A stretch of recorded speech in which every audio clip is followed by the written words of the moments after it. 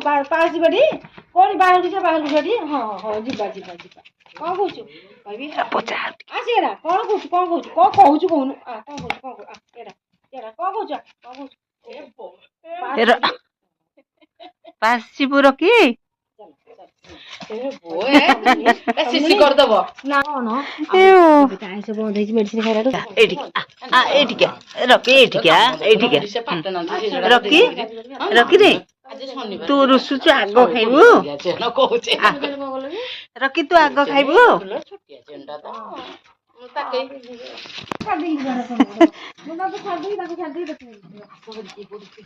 ତାହାର ସମୁଦ୍ର ତମରି ଭଳିଆ କି ଜନ୍ତୁ ରଖିଛି କଣ କରିବା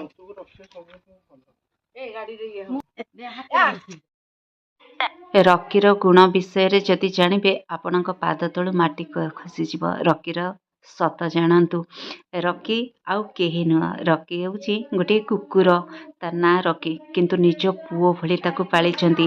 ଆଉ ରକି ଏଠି ଯେଉଁ ବଦମାସି କରୁଛି ମମିକି ଛିଡ଼ା କରେଇ ଦେଉନି। ସିଏ ସୁସୁ ଲାଗିଲାଣି ବାଥରୁମ୍ ଯିବ।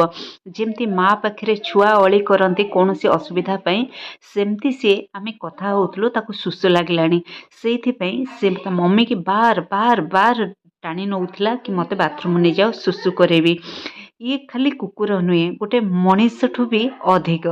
ଆଉ ଗୋଟିଏ କଥା ଜାଣିଛନ୍ତି ଯେତେବେଳେ ମୋର ଦୁଇ ଛୁଆଙ୍କୁ ଆଗ ସମୁଦୁଣୀ ମୋର ଖାଇବାକୁ ଦେଇ ଦିଅନ୍ତି ସେତେବେଳେ ସେ ଭାରି ରୋଷେ କାହିଁକି ରୋଷେ ଜାଣିଛନ୍ତି କି କାହିଁକି ଆଗ ମୋ ଭାଇ ଭଉଣୀ ଖାଇଦେଲେ କାହିଁକି ମୋତେ ଆଗ ମମି ଖାଇବାକୁ ଦେଲେନି। ଆପଣମାନେ ଟିକେ ଭାବନ୍ତୁ ତ ଆଜିକା ଯୁଗରେ ଯାହା ମଣିଷ ପାଖରେ ଦେଖାଯାଏନି ତା ଗୋଟେ ପଶୁ ଜନ୍ତୁ ପାଖରେ ଆପଣମାନେ